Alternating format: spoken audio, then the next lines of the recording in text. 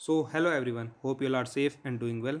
तो जैसा कि आपने आज की वीडियो का टॉपिक थंबनेल में देख ही लिया होगा, एयरपोर्ट्स एंड इट्स वर्किंग।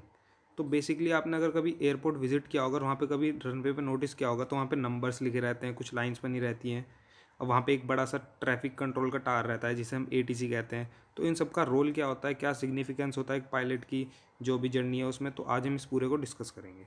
ठीक है, सो लेट्स स्टार्ट। तो बेसिकली आपने जैसे कि ये इमेज देख रहे हैं, इसमें 25 आप लिखा देख रहे हैं, ये है क्या? यहाँ पे ये ब्लॉक से हैं और यहाँ पे लाइन से इतनी सारी, तो इनका सिग्निफिकेंस क्या है एक पायलट की लाइफ में? ठीक है, जब भी वो कोई उड़ान भरता है तो इसमें नंबर हम कहते हैं इसे 25। ठीक है, जैसे 25 मान लो, इसमें अगर हमने 10 से मल्टीप्लाई किया क्या हो गया? 250। 250 तो ये एक एंगल है फ्रॉम द अर्थ एक्सिस। ठीक है, जिस पे कि पायलट को लैंड करना होगा। ठीक है, ये बेसिकली पायलट को अपने प्लेन में फीड करना होता है ये नंबर, और उसके बाद जो ऑटो पायलट है वो स्विच ऑफ होकर पायलट अपनी कमान लेके और इसे लैंड कर देगा एयरप्लेन को। तो बेसिकली इसका रोल बस इतना ही होता है इस नंबर का। अब जैसे कि आगे इसे डिटेल में एक बार पढ़ते हैं। जैसे कि हमारी अर्थ है, ये उसका एक्सिस आपको पता है टिल्ट है। मान लो यहाँ पे कोई रनवे है, ठीक है, तो इसका एंगल फ्रॉम द एक्सिस, ये जो एंगल है मान लो ये 15 है। ठीक है, मान लीजिए, तो ये 15। अब इसे 10 से मल्टीप्लाई करेंगे, कितना हो गया? 150। तो 150 डिग्री पे वो एयरप्लेन आ रहा है और उसे स्ट्रेट होना पड़ेगा उस एयरपोर्ट पे, मतलब वो जो रनवे है उस पर लैंड होने के लिए। ठीक है, तो इसमें यही यहाँ पे डेफिनेशन में लिखा है the number at the end या स्टार्टिंग ऑफ द रनवे। वो यहाँ पे भी हो सकता है, एंड पे भी, स्टार्टिंग पे भी, मतलब दोनों तरफ होता है क्योंकि यहाँ से भी फ्लाइट लैंड करती है और यहाँ से भी। ठीक है, तो जो भी एंगल होगा, तो angle of the runway with that of earth axis, तो उन अर्थ के एक्सिस से जो एंगल होगा उस रनवे का, उसे हम कहेंगे उसका एंगल। ठीक है, वो जो वहाँ पे नंबर लिखा रहता है। अब इसमें अगर हम आगे देखें तो आगे हमें ये दिख रहा है 36R, 36C, 36L। ये बेसिकली क्या है? यहाँ पे 18R दिख रहा है, तो 18 तो मैंने बता दिया जैसे नंबर है, तो यहाँ पे कितना हो गया? 180 डिग्री। अब हमेशा एक चीज़ ध्यान रखना, जैसे कि यहाँ पे 18 लिखा है तो इसके अपोजिट साइड हमेशा उसमें 18 प्लस कर दो, वो नंबर लिखा रहेगा। ऐसा क्यों? क्योंकि ये कम्प्लीटली 180 डिग्री अपोजिट है उसके। ठीक है, तो इसलिए हमने इसमें 18 प्लस कर दिया। अब यहाँ पे R, C और L क्या है ये मैं आपको बता देता हूँ। C हो गया सेंटर, L हो गया लेफ्ट, R हो गया राइट। अब ऐसा हमने क्यों करा? यहाँ पे हम 16 भी लिख सकते थे, 17 भी लिख सकते थे, कुछ भी लिख सकते थे।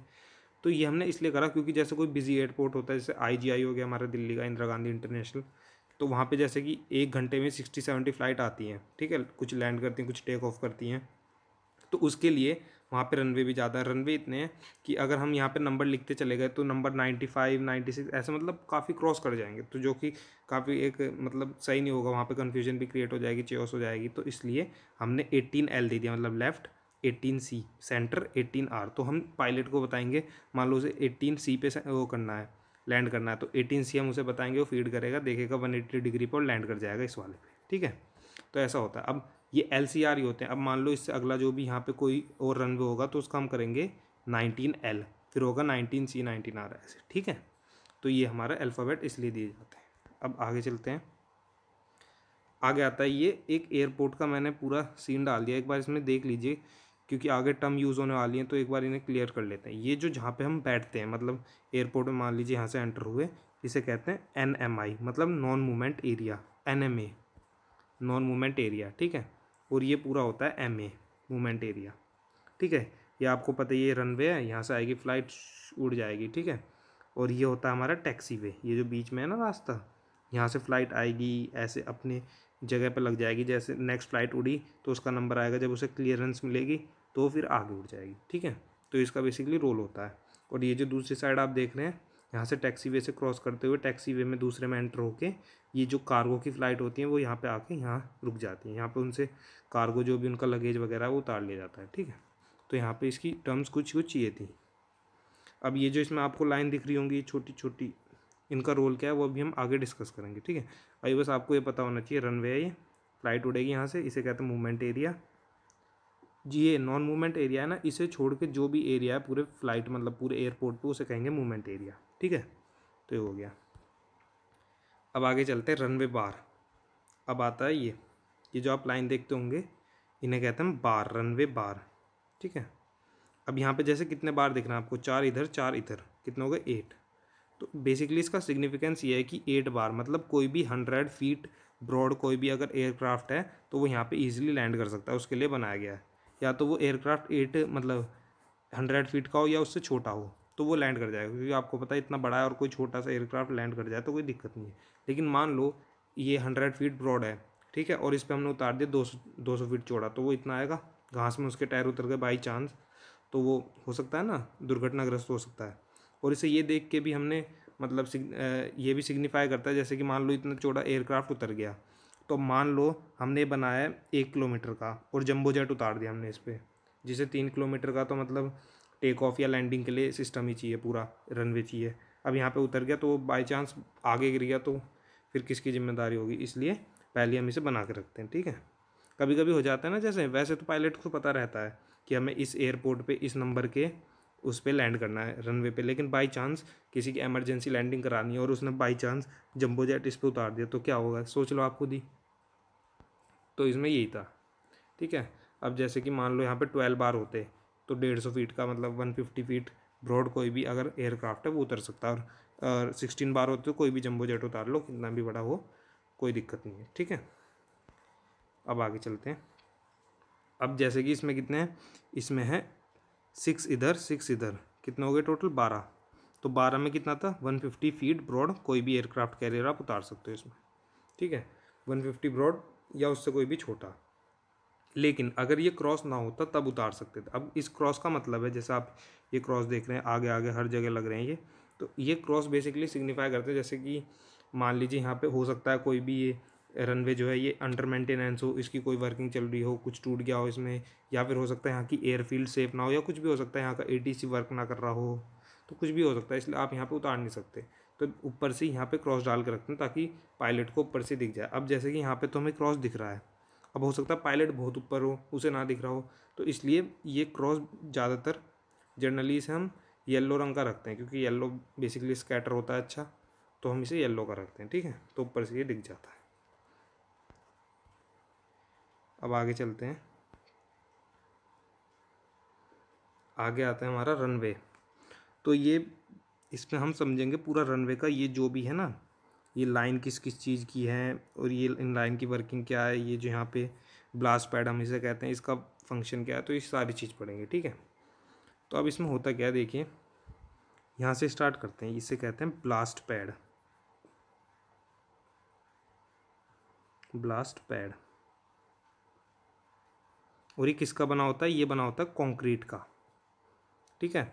और कोई भी मान लो फ्लाइट आई, जैसे मान लो एक आपने कोझिकोड केरला में हमारा हुआ था, एक प्लेन का हादसा हुआ था, तो वो उसमें क्या था, फ्लाइट आई और वो इतनी तेज़ आई थी, मतलब उसकी लैंडिंग यहाँ हुई थी कि वो पूरा क्रॉस कर गई इसे और ब्लास्ट पैड को भी तोड़ के आगे जाके वो खाई में गिर गई, ठीक है, जो आपने सुना होगा पिछले साल हुआ था 2020 में, ठीक है। तो ब्लास्ट पैड का रोल बेसिकली होता क्या है कि मान लो कोई फ्लाइट ज़्यादा तेज़ आ रही तो उसे मतलब रोक ले एक तरह से, ठीक है, एयरपोर्ट मतलब क्रॉस ना करे, एक तो इसका ये रोल होता है। और जो इसका मोस्ट इंपॉर्टेंट रोल होता है वो होता है, जैसे मान लो यहाँ से यहाँ पे कोई प्लेन है, अब वो स्टार्ट है मतलब रेडी है चलने के लिए, तो वो जैसे आपको पता है टर्बुलेंस की वजह से पीछे बहुत ज़्यादा वो आएगी, विंड आएगी, तो उसकी वजह से यहाँ पे कंक्रीट वगैरह जो पड़ा रहता है वो उड़ ना जाए, ठीक है, तो इसलिए यहाँ ब्लास्ट पैड बनाया जाता है। और बेसिकली आपने देखा होगा जैसे माउंटेन है, माउंटेन के ऊपर एक हम एयरपोर्ट बनाए थे, तो उसमें ब्लास्ट पैड कभी कभी लगाए नहीं जाते, ठीक है, क्योंकि एक तो वैसे छोटा एयरपोर्ट है, उसमें ये 20-30 फीट मतलब चौड़ा और लंबा ब्लास्ट पैड लगा देंगे तो वैसी जगह कम पड़ेगी, ठीक है। तो ये था। अब इसमें ये क्या है, ये देखिए यहाँ से लेके यहाँ तक ये लाइन क्या है, ये इन लाइन को हम कहते हैं डिस्प्लेस्ड, इस लाइन को कहते हैं यहाँ से यहाँ तक इस एरिया को कहते हैं डिस्प्लेस्ड थ्रेशोल्ड, ठीक है। और इस लाइन को हम कहते हैं टच डाउन पॉइंट, मतलब टच यहाँ पे टच डाउन होता है एयरप्लेन, ठीक है। तो मतलब अगर कोई एयरप्लेन उतर रहा है, ठीक है, और यहाँ पे उसने अगर इस लाइन से लेके और यहाँ तक इसके बीच में टच डाउन कर दिया, मतलब उतर गया, यहाँ पे उसके व्हील टच हो गए एयर उससे रनवे से, तो वो सेफ लैंडिंग कर जाएगा और यहाँ तक आते आते वो रुक जाएगा, ठीक है। लेकिन बाई चांस अगर वो यहाँ इसके बीच में नहीं कर पाया लैंडिंग और इससे क्रॉस हो गया, तो वो यहाँ पे आके उतरेगा आगे, ठीक है, और फिर वो क्रॉस कर जाएगा रनवे को, आपको पता है फिर क्या होगा, वो फट जाएगा, हो सकता है वहाँ पे कुछ कैजुअलिटी वगैरह हो जाए, तो कुछ भी हो सकता है, इसलिए टच डाउन पॉइंट ये पायलट के लिए बनाए जाते हैं, ठीक है। अब ये एरिया जो होता है इसे कहते हैं हम डिस्प्लेस्ड थ्रेशोल्ड। डिस्प्लेस थ्रेशोल्ड इसमें क्या होता है, मान लीजिए यहाँ पे कोई जयपुर की फ़्लाइट जानी है, ये जयपुर की फ़्लाइट खड़ी है, ठीक है, और यहाँ पे दूसरी फ़्लाइट जानी है इसी के बाद तुरंत दिल्ली की। तो यहाँ पे मान लीजिए दिल्ली की फ़्लाइट, यहाँ पे पैसेंजर भर के आ गए दिल्ली के, और दिल्ली की फ़्लाइट जानी है, आए यहाँ पे, तो टैक्सी वे के थ्रू आए, यहाँ पे खड़ी हो जाएगी वो जयपुर की फ़्लाइट, ठीक है। अब जयपुर की फ़्लाइट यहाँ पे, वो दिल्ली की फ़्लाइट यहाँ पे खड़ी हो गई, तो इस लाइन से उसे पीछे पीछे रहना जब तक कि इस फ्लाइट को मतलब ये चली नहीं जाती और इसे क्लियरेंस नहीं मिल जाता, ठीक है। मान लीजिए ये चली गई, इसे क्लियरेंस मिल जाएगा, फिर ये धीरे धीरे आएगी यहाँ पे और यहाँ से धीरे धीरे रनवे पे रन करती हुई उड़ जाएगी ये भी, ठीक है। तो इसलिए इस एरिया से पीछे पीछे जो भी होता है उसे कहते हैं डिस्प्लेस्ड थ्रेशोल्ड, ठीक है। और ये जो लाइन होती है यहाँ पे इसे कहते हैं रनिंग थ्रेशोल्ड, कि इससे आगे आगे रन कर जाओ, उड़ जाओ, ठीक है। तो अब तक हमने इसमें क्या पढ़ा था, ब्लास्ट पैड, डिस्प्लेस थ्रेशोल्ड, ठीक है, इसे कहते हैं रनिंग थ्रेशोल्ड, ठीक है। अब ये आगे आगे उड़ेगी इसे यहाँ इससे आगे, इसलिए हम रनिंग थ्रेशोल्ड कहते हैं, ठीक है। इस वे को क्या कहते हैं, इसे कहते हैं टैक्सी वे, यहाँ पे होता है टर्मिनल, ठीक है। और इसमें कुछ इंपॉर्टेंट रह गया, अभी इसमें इंपॉर्टेंट रह गया, जैसे एक और चीज़ बताई थी, टच डाउन, इसके बीच में टच डाउन करना पड़ता है किसी भी एयरक्राफ्ट को, ठीक है। अब देखिए ये तो हमने लाइन पढ़ ली है, लाइन क्या होती है कि इससे और इसके बीच में टच डाउन करना। अब ये जो ब्लॉक्स बने हुए हैं दो, इनका मतलब क्या है, इन्हें हम कहते हैं aiming point. Aiming point, aiming जैसे नाम से बता रहा है एम, तो जैसे कोई पायलट अगर लैंड करेगा, इससे पहले तो देखो वो लैंड कर नहीं सकता, ठीक है। यहाँ पे बाई चांस कोई दूसरा एयरक्राफ्ट खड़ा हो तो उसमें टकरा जाएगा जाके, है ना। तो इसलिए इससे आगे करेगा वो जब भी लैंड करेगा, तो इससे आगे मान लो लैंड कर गया यहाँ पे कर गया या यहाँ पे कर गया, जहाँ पे भी कर गया, तो उसका हमेशा एक एम रहता है। ये दो मेरे जो भी मतलब ये स्क्वायर्स दिख रहे हैं, इसके मुझे आगे या पीछे ही मतलब एक लैंड करना है। अब ऐसा तो है नहीं कि उसे यहाँ से यहाँ तक दिख रहा है, मान लो कि इसके बीच में हमें लैंड करना है, ठीक है। अब पता चला उसका कोई एम ही नहीं है कि मुझे इसके आसपास लैंड कराना, पता चला यहाँ जाके सोच रहा है यहाँ लैंड करा लेते हैं, तो एक एम बना के रखते हैं वे कि इसके मुझे आगे लैंड कराना है, पीछे लैंड कराना है, इस पे लैंड कराना है, तो ये इसका एक एमिंग पॉइंट कहते हैं, इसलिए हम इसे, ठीक है। ये हो गया, तो इसमें बेसिकली इतना ही था। अब जैसे कि इसमें हमने अभी एक पीछे चीज़ पढ़ी थी, उसे एक बार रिवाइज कर लेते हैं। जैसे यहाँ पे कितने हमने बार्स देखे, 6 यहाँ पे हैं, 6 यहाँ पे हैं, तो ये कितना हो गया टोटल 12। तो कितने फीट के मतलब एयरप्लेन इस पर उतर सकते हैं, 150 फीट, मतलब इसकी ब्रॉड कितना ब्रॉड है, 150 फीट है, ठीक है। तो 150 फीट का कोई भी एयरक्राफ्ट इस पर उतर जाएगा, ठीक है। और यहाँ पे हमने क्या पढ़ा था, 13 क्या डिनोट कर रहा है, 130 डिग्रीज का एंगल है from the axis of the earth. R क्या है, आर मतलब राइट, तो ये राइट है तो पक्का लेफ्ट साइड में होगी एक, तो जैसा आपको यहाँ दिख रहा है 13L, तो मतलब ये होगी लेफ्ट, ठीक है। तो यहाँ क्लियर हो गया होगा आपको पीछे के कॉन्सेप्ट। अब आगे चलते हैं, ये देखिए ये है एक टेबल टॉप एयरपोर्ट, TTA। तो टेबल टॉप एयरपोर्ट बेसिकली होते क्या है, ये मान लीजिए कोई माउंटेन है, यहाँ पे एक छोटा सा एयरपोर्ट बना दिया जिस पे ज़्यादा हैवी मतलब एयरक्राफ्ट नहीं उतरेंगे, छोटे मोटे उतर जाएंगे, तो उनके लिए ये बना दिया, ठीक है। क्योंकि वैसे ही पहाड़ों में जगह कम होती है, तो वहाँ पे जैसे नेपाल का एक बहुत ख़तरनाक टेबल टॉप एयरक्राफ्ट मतलब एयरपोर्ट है, वहाँ पे काफ़ी हादसे भी हो चुके हैं, नाम याद नहीं आ रहा मुझे, काठमांडू में पता नहीं कहाँ पे, नाम याद नहीं आ रहा, ठीक है। तो यहाँ पे अगर आपको दिख रहा होगा 3 यहाँ पे हमारे बार हैं, 3 यहाँ पे, मतलब 3 + 3 कितने हो गए, 6, ठीक है। तो यहाँ पे कितने फीट चौड़ा कोई भी उतर जाएगा, यहाँ पे उतर जाएगा 75 फीट, 75 फीट इसकी मतलब विड्थ है। और कोई भी अगर एयरक्राफ्ट इस लेंथ का, जैसे इसकी देखिए आप 75 फीट, अब मान लो यहाँ पे जंबो जेट उतार दिया आपने, उसके तो व्हील ही यहाँ तक आएंगे साइड के, है ना, तो कैसे उतरेगा, तो इसलिए 75 फीट।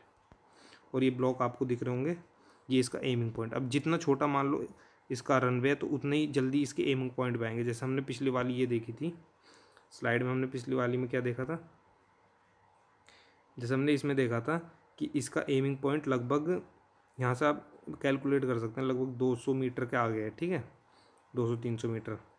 अब यहाँ पे देखो आप, यहाँ पे इसका कितना है, हार्डली है मेरे ख्याल से 20 मीटर या 40 मीटर इतना होगा, ठीक है। तो जितना इसका मतलब रनवे छोटा होगा उतने इसका एमिंग पॉइंट भी जल्दी आएंगे। ये हो जाता है। अब हमने दिन का तो पढ़ लिया, अब मान लो रात में कोई अगर एयरक्राफ्ट अगर लैंड कर रहा हो, तो अब ऐसा तो है नहीं कि उसे रात में हम मना कर देंगे कि अभी मत उतरो और कल उतरना, ये सारी चीज़ें तो ऐसा तो होगा नहीं, रात में भी उतारना पड़ेगा। तो अब रात में देख लेते हैं क्या है। अब ये अगर आपको ग्रीन लाइन दिख रही हो तो ये हमारी ग्रीन लाइन वही है जिसे हमने कहा था रनिंग थ्रेशोल्ड, जिसके आगे हम कोई भी रन कर सकते हैं, ठीक है। अब उतरना होगा तो उतरेंगे भी इसके आगे, और रन करना होगा तो रन भी इसके आगे से करेंगे। और ये पीछे अगर आपको लाल लाइट दिख रही हो तो ये क्या है, यहाँ पे हमारा यहाँ से टैक्सी वे से आता हुआ एक उतर जाता था, यहाँ पे रुक जाता था कोई भी, मतलब जैसे यहाँ पे हमारा जयपुर का एयरप्लेन खड़ा था, यहाँ पे दिल्ली का खड़ा था, ठीक है। तो यहाँ पे दिल्ली का आके उतर जाएगा। तो ये हमारा हो गया, इसका हमने नाइट का देख लिया, ठीक है। एक बार नाइट का और एक बार रिवाइज कर लेते हैं अच्छे से। ये हो गया हमारा रनिंग थ्रेशोल्ड, ठीक है। ये हमारा क्या हो गया पूरा, इसके बीच में हमें लैंड कराना पड़ता है, मतलब हमें टच डाउन पॉइंट है हमारा। उसके बाद ये हमारा पीछे का वो हो गया डिस्प्लेसमेंट, वो डिस्प्लेस थ्रेशोल्ड, ओके। ये हमारा इस लाइन से जो पीछे है ना, ये जो आपको दिख रही होगी डार्क लाइन, इससे पीछे है हमारा ब्लास्ट पैड। यहाँ पर हमने लाइन बना रखी है ताकि दिख जाए कि इससे आगे आगे तो रहेगा हमारा डिस्प्लेस थ्रेशोल्ड, उससे आगे रहेगा हमारा रनिंग थ्रेशोल्ड, ठीक है। तो ये हमारा हो गया।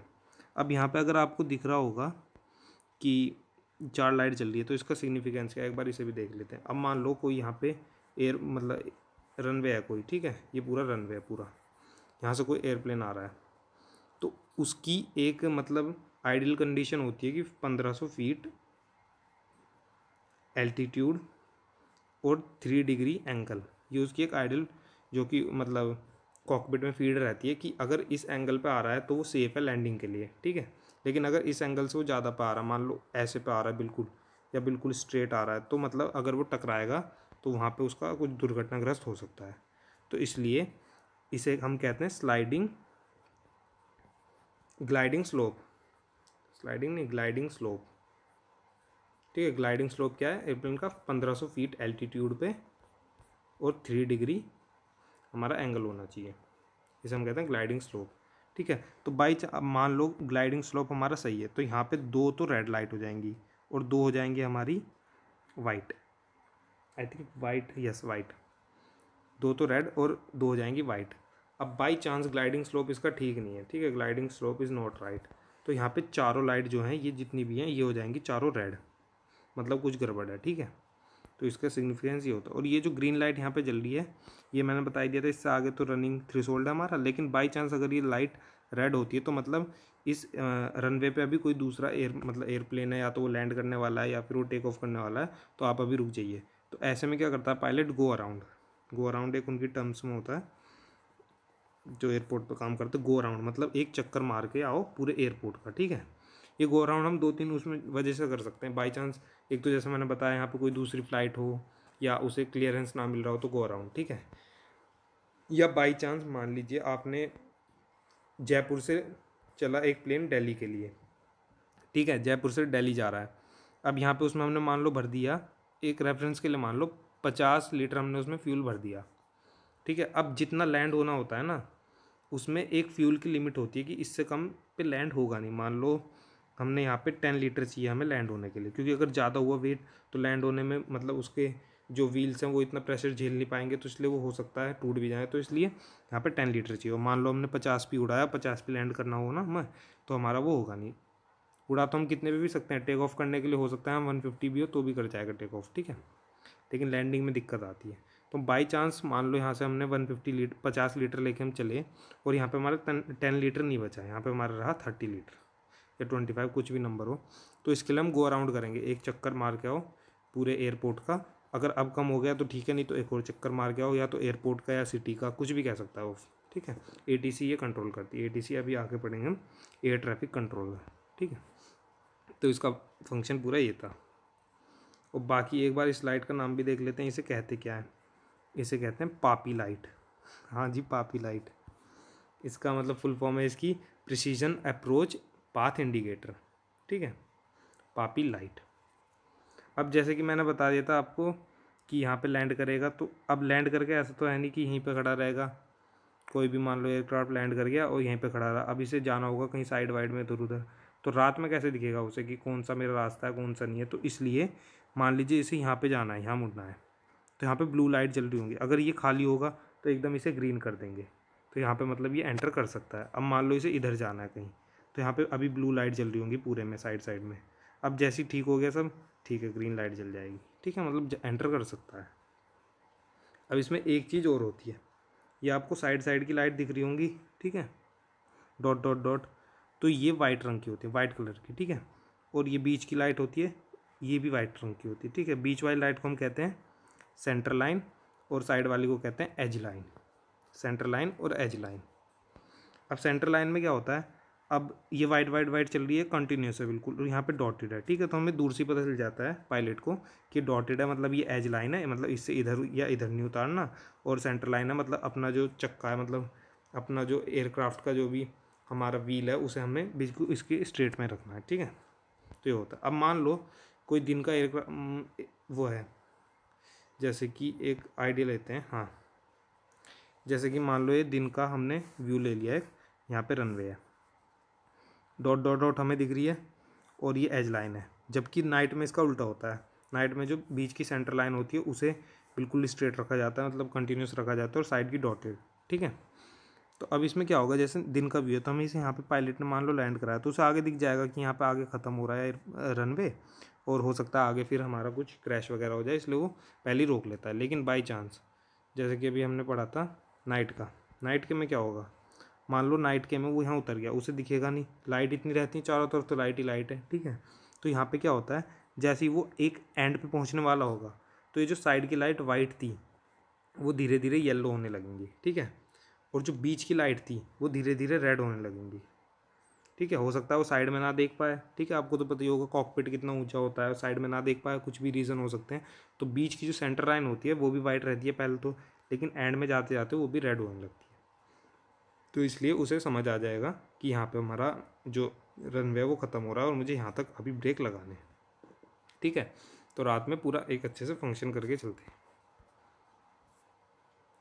अब एक बार देख लेते हैं कि एयरप्लेन मान लो टैक्सी वे से, मैंने बताया था जैसे ये हमारा टैक्सी वे है, टैक्सी वे में एंटर करके अब वो रेस्ट पे जाएगा। अगले दिन मान लो फिर से उसे सुबह चलना है कहीं और के लिए, तो अगले दिन मान लो सुबह चला, और जैसे कि अगली स्लाइड में हम देख सकते हैं यहाँ पहुँच गया, टर्मिनल है, यहाँ से मतलब पैसेंजर्स आएंगे, इसमें एंटर करेंगे, ये सारी चीज़ें होंगी। तो अब उसे बेसिकली पता कैसे चलेगा कि मुझे अपना गेट बिल्कुल इसके सामने ही रोकना है, ठीक है। आपने देखा होगा ना टीवी मूवीज़ में कि बिल्कुल इसके सामने रुका रहता है इसका गेट।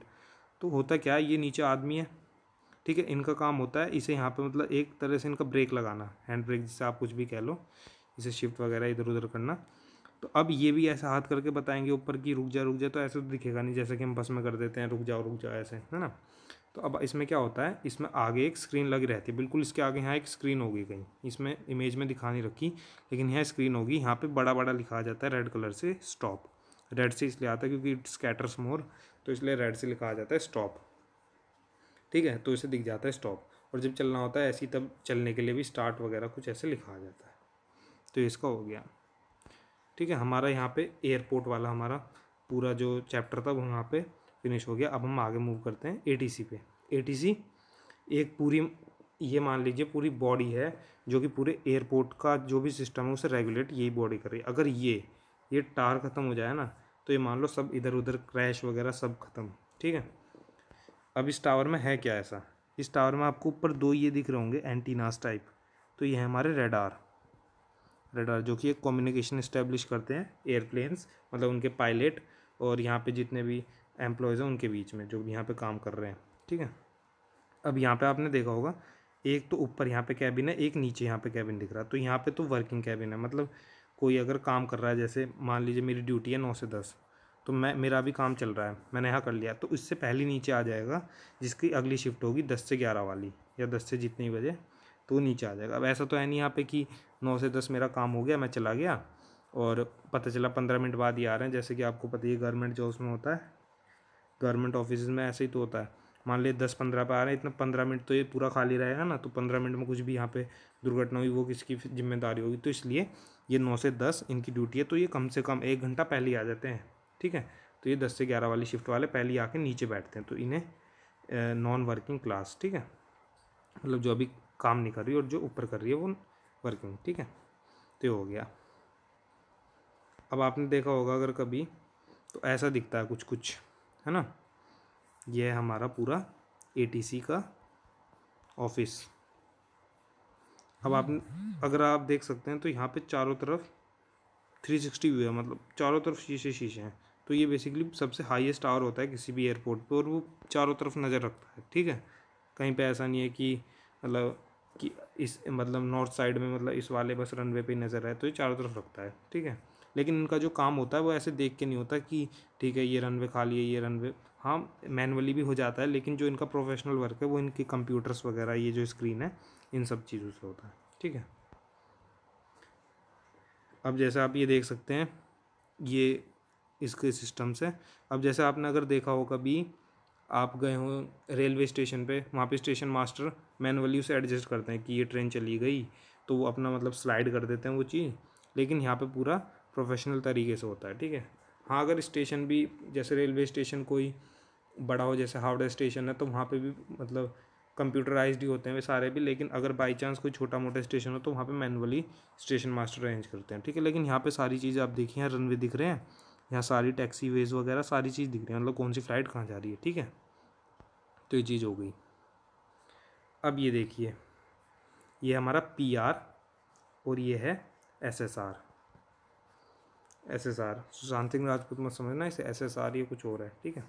तो PR है हमारा प्राइमरी रेडार, ठीक है। तो आज से पहले तक मतलब जब पिछले ज़माने था, इतनी मतलब प्रोग्रेस नहीं थी, इतनी डेवलपमेंट नहीं, टेक्नोलॉजी भी हमारी लैग कर रही थी, इतनी अच्छी नहीं थी। तो उस वक्त ये PR रहता था बस, मतलब इसमें ये बस ये पता चल जाता था कि कोई एयरप्लेन आ रहा है, ठीक है, मतलब इस इधर की तरफ मूव कर रहा है और इस एयरपोर्ट की तरफ आ रहा है। लेकिन जब से SSR आया, SSR है हमारा बेसिकली सेकेंडरी सर्विलेंस रेडार, इसे हम SR भी कहते हैं शॉर्ट फॉर्म में, SR या SSR। तो इसका फंक्शन क्या है, इसका फंक्शन है कि मान लो कोई एयरप्लेन यहाँ पे आ रहा है, तो ये इसकी मतलब जो भी स्पीड होगी, ठीक है, एयरप्लेन की स्पीड, उससे इंटेरोगेट करेगा, उसकी जो एल्टीट्यूड होगा, मतलब जो भी एक एयरप्लेन में चीज़ होती है सारी चीज़ उसकी यहाँ पे रिकॉर्ड करके और सारे अपने ATC टावर में भेज देगा, ठीक है। तो इसका फंक्शन ये होता है। SSR ने अब देख लिया आपने कितना मतलब डेवलपमेंट कर दी। जैसे पहले PR था, बस ये पता है एक कोई एयरप्लेन आ रहा है, बाकी पता नहीं किस तरफ से आ रहा है, नॉर्थ से आ रहा है, साउथ से आ रहा है, कौन से मतलब रनवे पे लैंड करेगा। लेकिन जब से SSR आया है तो पूरा इंटेरोगेशन, मगर जो भी मतलब यहाँ से कोई सवाल जाएगा पायलट के पास कि आप मतलब कहाँ से आ रहे हो, बताएगा यहाँ से आ रहे हो, पूरा इंटेरोगेशन हो जाता है। इससे एल्टीट्यूड स्पीड सब मेजर करी जा सकती है, ठीक है। तो इसका ये होता है फंक्शन। अब ये है मोड्स ACS। तो पहले के ज़माने में मोड्स होते हैं अल्फ़ा, फिर चार्ली आए, अब आज की डेट्स में चल रहे हैं मोड्स S, ठीक है। तो मोड S बेसिकली होते क्या है कि जैसा आपने अगर आपकी कोई गाड़ी हो या बाइक हो तो उसके आपके एक खुद के पर्सनल नंबर होते हैं, UP13 UP15 आगे जो भी नंबर है, ये सारी चीज़। तो ऐसी किसी भी एयरक्राफ्ट कैरियर का, एयरप्लेन का, उनका खुद का एक नंबर होता है। जैसे इसका नंबर है 1140। जैसे मान लो आपने कोई ट्रैफिक रूल तोड़ा तो आपको पुलिस उस नंबर से पकड़ेगी ना, तो ऐसे इनका एक डेजिग्नेटेड नंबर होता है कि 1140 एयरप्लेन मिसिंग है या ये चीज़ है, ठीक है। अब ऐसा तो है नहीं कि हम कह दें एयर इंडिया का वो प्लेन जिस पे लाल रंग हो रहा था वो मिसिंग है, जिस पे कट था, तो ऐसे तो मतलब वही है ना, पागलपन वाली बात। तो इसलिए 1140 इसका एक डेजिग्नेटेड नंबर है, इस नंबर से इसे पुकारा जाता है, इनके मोड्स होते हैं, ठीक है। आगे मूव करते हैं। अब बाई चांस मान लो आपका प्लेन हाईजैक हो गया या आपका कुछ कम्युनिकेशन लॉस्ट हो गया, कुछ इमरजेंसी आ गई, तो ऐसे में आप कैसे कांटेक्ट करेंगे अपने जो भी ATC है उससे, ठीक है। तो ATC से कैसे कांटेक्ट करेंगे, आपको जैसे मान लो आपका नंबर था 1140, ये आपका एयरक्राफ्ट नंबर था, जैसे मैंने पिछली स्लाइड में बताया, ठीक है। मान लो यहाँ पे लिखा हुआ है। अब मान लो आपका हाईजैक हो गया प्लेन, तो आपको 7500 यहाँ पे डायल करना है, मतलब डायल मतलब एक तरह से मिलाना नहीं है, मतलब यहाँ पे आपको सिस्टम में 7500 लिखना है, ठीक है। तो जो भी ATC होगा आपका, जो भी हैंड ओवर मतलब जो भी आपका ATC कंट्रोलर होगा, उसे पता चल जाएगा 7500 मतलब एयरक्राफ्ट हाईजैक हो गया, ठीक है। तो इससे जो भी मतलब हाईजैकर होगा उसे पता भी नहीं चलेगा कि इसने ऐसा मैसेज भेज चुका है उसे, और आपका काम भी बन जाएगा, ठीक है। तो ये होता है। लेकिन जो 9/11 का हमला हुआ था अमेरिका में, वहाँ पे तो जितने भी हाईजैकर्स थे वे सारे इतने मतलब प्रोफेशनल थे, उन्हें पायलट्स की ट्रेनिंग दी हुई थी कि उन्हें मतलब ये कोड भी डायल नहीं करने दिया, उन्हें पता था कि ये कोड डायल करने से क्या होगा। तो देख सकते हो आप आतंकवादी कितने पढ़े लिखे हैं आजकल, ठीक है। तो ये हो गया। अब मान लो इमरजेंसी है, कोई इमरजेंसी में कुछ भी हो सकता है, मान लो इंजन फेलियर हो गया, तो उसमें यहाँ पे कोड डायल करना पड़ेगा 7700, ठीक है। अब मान लो आपका एक इंजन फेल हो गया, तो ऐसे में जैसा आपको पता ही होगा, रेडियो से तो कम्युनिकेशन करती हैं ये जितने ही पायलट होते हैं एटीसी से, तो वो जल्दी जल्दी बोलेगा पायलट पैन पैन पैन, मतलब 3 बार पैन पैन पैन बोलेगा। जो भी वहाँ का पायलट वगैरह होगा वो 3 बार पैन पैन पैन बोलेगा, तो एटीसी जो है उसे पता चल जाएगा कि कुछ मतलब इसका एक इंजन फेलियर है, ठीक है। ये इनके कोड वर्ड होते हैं। अब मान लीजिए कोई दोनों इंजन फेल हो गए, इधर का भी इधर का भी, तो वो चिल्ला चिल्ला के बोलेगा 3 बार मेडे। चिल्ला के इसलिए बोलना पड़ता है क्योंकि फ्रीक्वेंसी बहुत डिस्टर्बिंग होती है, बीच में इतनी सारी फ्रीक्वेंसी रहती हैं, तो इसलिए चिल्ला के बोलना पड़ता है मेडे मेडे मेडे। इसका मतलब है कि दोनों इंजन फेल हो गए और अब हमारा कुछ नहीं हो सकता, बचा लो, ठीक है। मतलब पायलट के हाथ में अब कुछ भी नहीं है, जो भी अब एटीसी कर सकती है। एटीसी भी क्या करेगी बैठे बैठे, हाँ बस कुछ ऐसा हो सकता है कि मिलिट्री को भेज दे, मिलिट्री एयरक्राफ्ट चले जाएं, उसे डायरेक्शन दिखा दें, नेविगेट कर दें, ठीक है। तो ये काम होता है। अब जैसे कि ये मैंने बताया मिलिट्री एयरक्राफ्ट, मान लो ये कोई एयरप्लेन है, ठीक है, और इसके दोनों इंजन फेल हो गए या फिर इसका कम्युनिकेशन लॉस्ट हो गया, कुछ भी हो गया, तो उन्होंने अपने 2 एयरक्राफ्ट भेजे ढूंढने के लिए। अब हमेशा 2 ही जाते हैं, मतलब एक तो कभी भी जाएगा नहीं, या तो 2 जाएंगे, 2 से ज़्यादा जाएंगे, एक कभी नहीं जाएगा, ठीक है। एक क्यों नहीं जाता कभी भी, कि इनमें से जो एक है ये तो जाएगा इस एयरक्राफ्ट के आगे और इसे नेविगेट करेगा। सबसे पहले तो इससे कम्युनिकेशन इस्टेब्लिश करने की कोशिश करेगा, जैसे ये अपने विंग्स हिलाएगा ऊपर नीचे, ठीक है, ऊपर नीचे 1-2 बार हिलाएगा थोड़े थोड़े, तो मतलब आप मुझे मतलब देख पा रहे हैं मुझे, तो अगर इसने ऊपर नीचे हिला दिया तो ठीक है, लेकिन नहीं, अगर नहीं हिलाया तो ये जो दूसरा है ये पूरा रेडी रहता है पीछे इसे उड़ाने के लिए जी हाँ, मतलब इसे पूरे को उड़ा देगा यहीं पे। क्योंकि हो सकता है इसमें जैसे 9/11 का हमला हुआ था, हो सकता है इसमें कोई आतंकवादी हो, ठीक है, और वो अलाउ ना कर रहा हो उसे, मतलब कुछ भी हिलाने को, ये सारी चीज़ें। तो इससे अच्छा वो कहीं अर्बन प्लेस में जाके गिरे, जैसे कि वहाँ पे स्क्वायर गार्डन में गिरा था न्यूयॉर्क में, तो इससे अच्छा इसे यहीं पे उड़ा दो, ठीक है, ताकि जितनी कम हो सके उतना वो हो। माना यहाँ पे पैसेंजर मरेंगे, पर इसके अलावा वो भी नहीं रहता। अगर इसने मान लो जो हमारा आर्मी का एयरक्राफ्ट है जेट है, इसने मान लो अगर ऐसे ऊपर नीचे हिला दिए विंग्स और इसने भी हिला दिए, तो ठीक है, कम्युनिकेशन इस्टेब्लिश हो गया। अब ये आगे चलता रहेगा एक, और मतलब आर्मी का, और ये पीछे हमारा जो पर्सनल जो भी एयरक्राफ्ट जो भी है एयरलाइंस का, वो आता रहेगा, और उसके पीछे हमारा जो दूसरा आर्मी का एयरक्राफ्ट है वो आता रहेगा, ठीक है। तो ये बेसिकली इसका ऐसा वर्किंग होती है पूरी। तो आशा करता हूँ आपको हमारी वीडियो अच्छी लगी होगी, और अगली वीडियो के लिए बने रहिए हमारे चैनल के साथ। तब तक के लिए जय हिंद, जय भारत।